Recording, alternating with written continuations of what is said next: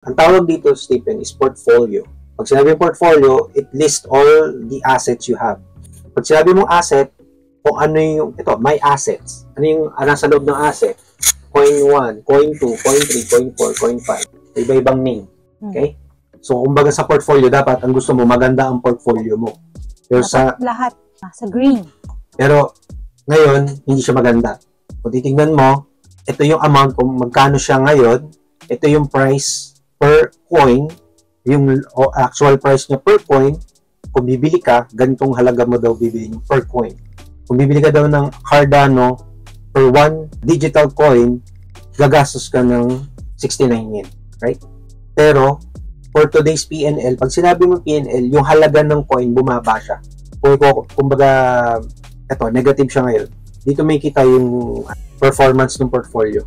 Merong 1 week, pwede mo siyang tignan in 1 week. Kumbaga, kung ikaw yung ibon, mas malawak yung nakikita mo, di ba? Kasi kaya may tinatawag na bird's eye view, di ba? You want to see it on a mas malaking scale. You want to see it on much bigger scale, 6 months. From August last year to February this year. So, nakikita mo dito. Saan magandang bumili dito? Saan nakikita mong line dito? Saan mas magandang bumili? Sa mga panahon na to, mas magandang bumili. Kasi mababa pa yung presyo. Saan naman ka magbebenta? Di ba? Kasi yung dati mong, yung dati mong 11,000, naging 25,000. Pero, that is the challenge, Stephen. This is history. This is the current. Yung pinaka nasa dulo, ang current. Paano malalaman kung ano yung next move? Paano masasabi na ang next move ay tataas yan? Or paano masasabi na ang next move ay bababayan? Diyan na ngayon papasok yung sinasabi nilang technical analysis or yung fundamental analysis. Pag technical analysis, gagamit tayo ng mga tools technically. Ibig sabihin, gagamit ka ng mga mathematical analysis. Gagamit ka ng tools. So, gagamit ka ng indicators. Ayan o, technical indicator. So, yung nakikita natin ngayon dito na mapa, kasi pag in-scroll ko yan, lalo yung, nakikita mo yung hanggang kung kailan siya nag-start. Dito, kailan ka dapat bumili ng Bitcoin. Kung bumili ka dito, nakikita mo tong cursor na. Ang halaga nun niya noong September last year is 7,600,000. Ganun lang siya siguro mas ma-appreciate mo siya kung BTC USD. Ay, kasi nasa Japan tayo eh. Wala. So, yun, di ba? 7 million. Kung bumili ka dito ng Bitcoin, magkano na siya ngayon? Grabe na yung taas niyo. Ang lagi mo isipin din, Stephen, kung magkano yung value nito, dito, kung magkano yung value nito, kung magkano yung meron ka rito, at umabot ka sa point na ganito na siya kataas, yung value nito, minus yung value nito, yun yung profit. Minus mo lang. So, di ba? So, dagdag ka ng 9 million sa asset. Ganun ka naka-milyonaryo. Na pwede mong i-withdraw. Meron ka ng 9 million. Ipapalit mo na ngayon ng in Japanese yen. Or may mga iba naman na ngayon na digital currency na yung binabayad. Pero, paano natin malalaman? Kaya nga sabi ko, history itong nakikita natin. History yan. Paano natin masasabi? Walang makakapredict ng future. Pero pwede natin pag-aralan. Okay? Pwede nating ma-analyze. Hindi tayo mag-gamble. May mga nag-gamble, sasabihin lang nila, okay, ang next niyan high, ang next niyan low. Yun yung tinatawag na risk. Magre-risk lang sila, magbe-bet lang sila. Paano kung nag-risk sila ng 1 million yen, ang next niyan high, tapos naging low pala, wala na yung 1 million. Lugi ang negosyo. So, gagamit tayo ng technical indicators. Itong nakikita mong linya dito na may colors, yung yellow, pink, purple, isa yan sa mga technical indicators. Ang tawag dyan ay moving average. Kaya siya moving average kasi ang ginagawa nitong mga to, initrace niya yung galaw ng mga candles na yan for the past few days. Pattern. So, tingnan mo to. MA7, MA25, MA99. Ano yung sabihin niya? Yung MA is moving average. Moving, gumagalaw. Average, ina-average niya. So, MA moving average 7. Ano ibig sabihin ng 7? Yan ay, ibig sabihin ng 7 is 7 days prior. Kinukuha niya, itong MA7 na to, yung yellow daw na yan yung MA7. ang ina-average niya is 7 days prior. So pag sinabi niyang 7 days, mas mabilis yung galaw niya. Pag bumaba ang candle, mabilis ang baba ng linya. Kita mo? Sinundan niya yung mga candles na to. Bumaba yung candles, bumaba din agad yung yellow line. Kasi ang mini-measure lang niya is yung 7 days prior. 1, 2, 3, 4, 5. Kaya biglang baba siyang ganun. Ganun siya kabilis. At umuusad yan. Let's say, halimbawa, February 1 to February 7. Then the next day, February 8, magiging February 2 to February 8. Nagmo-move yung moving average. Kaya sinabing moving average. Isa yan sa one of the greatest ng technical indicator. Kaya automatic, by default, nandyan na yan siya. Pero hindi lang yan dapat yung titignan mo dyan. Marami pang iba. Ang point dito, Stephen, is maging confident ka na yung next move mo is tama. Kailangan marami kang indicators na lahat mag-check. Okay, check siya sa dito, check. Okay siya dito, okay. So, ibig sabihin, mas malaki yung percentage na tama ako. So, again, moving average 7, moving average 25. Itong pink. Kita mo, 25 days prior yung mini-measure niya. Kaya hindi siya ganun ka bilis yung pagbagsak. Okay? Moving average 99 days. 99 days, halos 100 days na. 3 months, mini-measure niya. Tingnan mo, ang bagal, oh. Bagsak na yung market dito, pero siya pataas pa din. Kung i-analyze mo siya, kung iisipin mo yan, may kita mo yung trend. Ngayon, ano ang use niyan sa mga susunod? Okay? Gagamitin ngayon natin itong tatlong yan. Pwede pang mas marami yan. Pwede pang gawin mong 6 yan. Bahala ka kung gano'n mo karami gustong gawin yan. Gagamitin mo ngayon yung moving average para mag-set ka ng support and resistance. Mahalaga yung dalawang word na yun. Okay? Sa trading, support, resistance, break. Okay? Mahalaga yung tatlong yan. Bakit? So, meron tayong moving average. Okay? Meron tayong moving average. Gagawa ako ng linya. Hindi natin mapipredict ang future. Pero mapag-aaralan natin. Gagawa ako ng linya based doon sa moving average. Pwede kang gumamit ng mga tools dyan. Kahit saan mo. Hindi kailangan perfect. Basta mag-drawing ka lang. Sundan mo lang yung linya. Nag-i-stop naman yun. Okay. Ganoon natin. Para mas ma-appreciate nyo. By ano na lang. Yung view mo na lang dyan. Tingnan mo na lang. O. Diba? Marla dito pag ganun. O, yung ano lang. Yung tingin mo lang. Based doon sa tingin mo. Physical ano niya. Trend niya. Ganyan. Gumawa ka ng ganyan. So nakagawa ka na ngayon ng support and resistance. Kailan siya magiging support, kailan siya magiging resistance.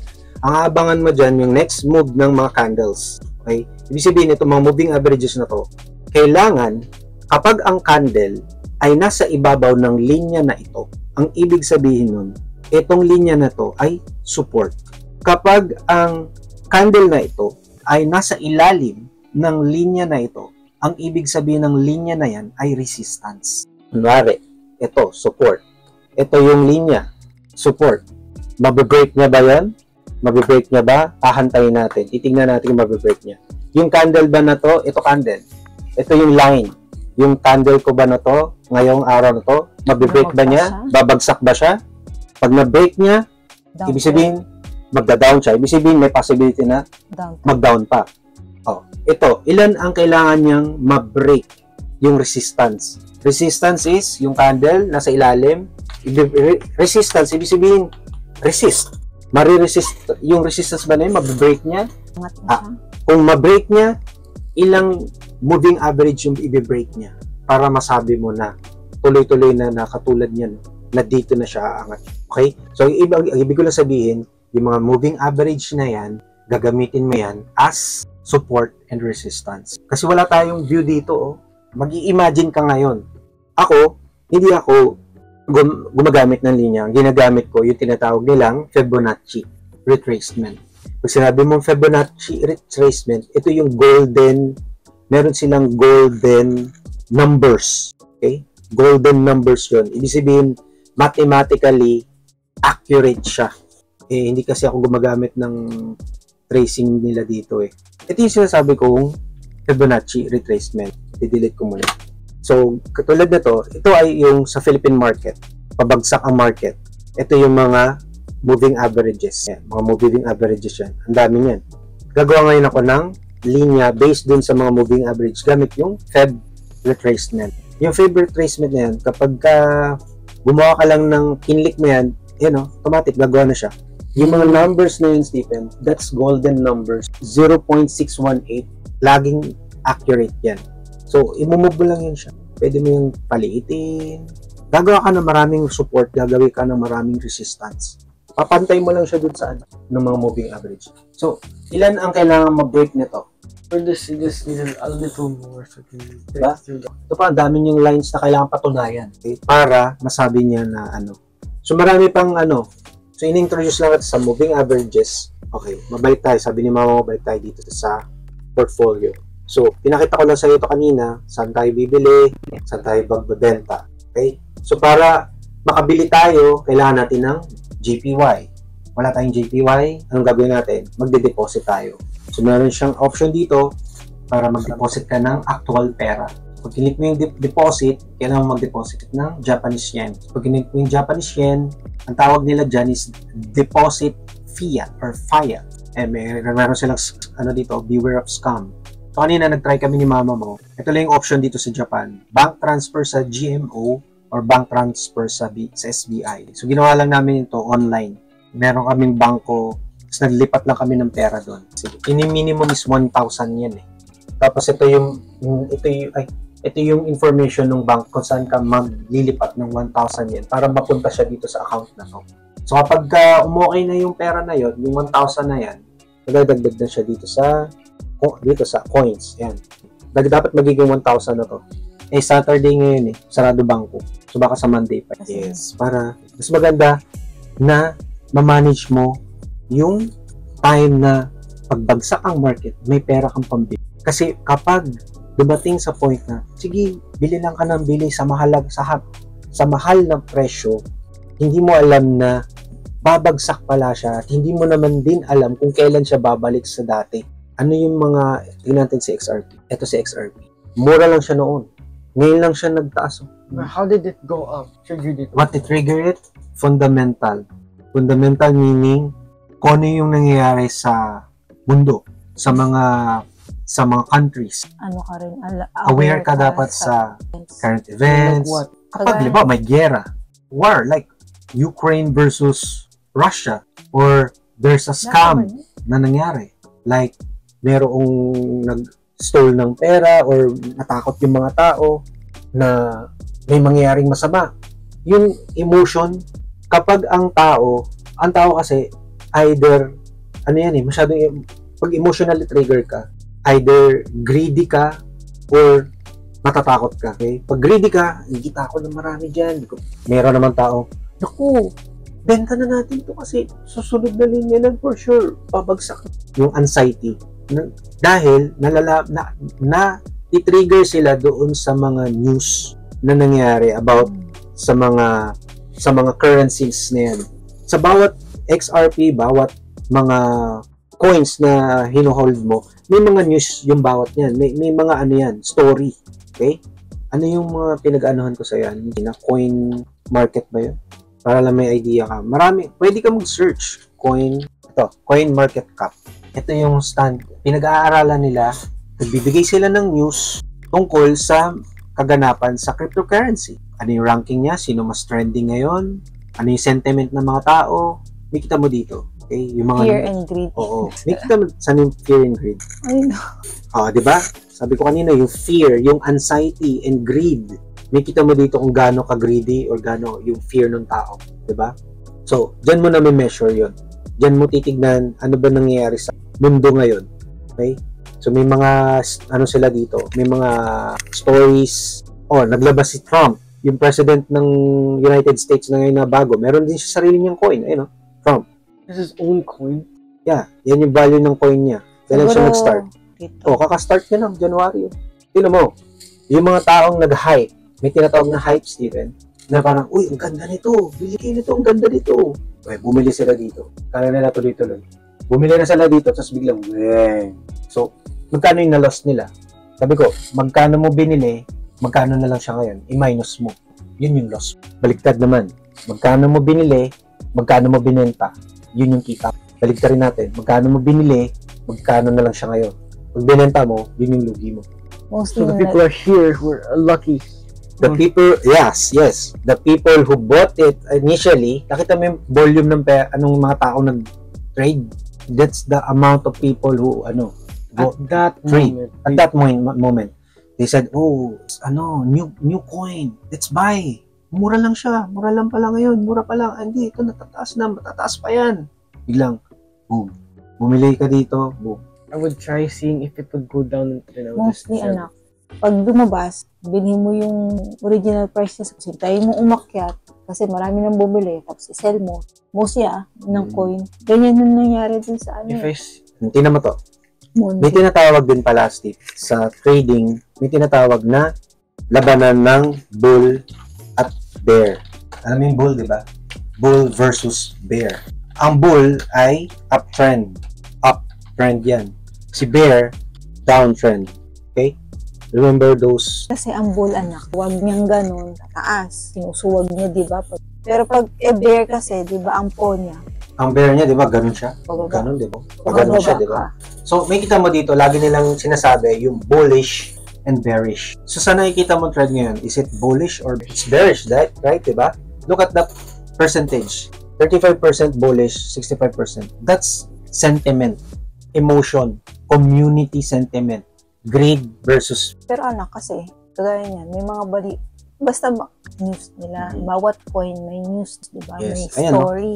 So, si Trump naman kasi, marami naman siyang businesses. So, hindi mo rin masasabi kung tuloy-tuloy ang pagka-bearish. kung gaano kadaming tao ang inaalam nila ang news. Kasi malaking trigger ang pagbagsak o pag-angat ng market. Ayan, marami nakaabang dyan. Kasi dyan nila mararamdaman yung sentiment kung ang next na mangyari to is bullish. Ang next na nito is bearish. Mining is you need to have a very powerful computer to dig and look for a coin, to mine a coin, a Bitcoin. Maraming nagaganon. Mula nung bago-bago pa lang ang Bitcoin, Stephen, maraming tao ang bumibili ng super powerful computers with a lot of video cards kasi kailangan nilang mag-mine. How do you even mine? It's a different story, but ano yun natin yan. Pero we don't do that kasi it's expensive and we don't know when may mga taong nakahanap. So yun guys, I hope may natutunan kayo sa video na to. Kung meron man, like, share, and subscribe. Kung di ka pa na-subscribe, mag-subscribe ka na at hit mo yung notification bell para lagi kang updated sa aming mga susunod pang i-upload ng mga videos at sa iba pa mga topics namin related sa pamumuhay namin dito sa Japan. Puntahan nyo aming YouTube homepage, inyong playlist dahil marami kaming playlist dito na makakatulong sa inyong pamumuhay dito sa Japan. Thank you so much again for watching. This is Alan and I will see you on our next video. Huwag niyong kalimutan i-check yung mga videos na lalabas ngayon dito sa screen. Bye!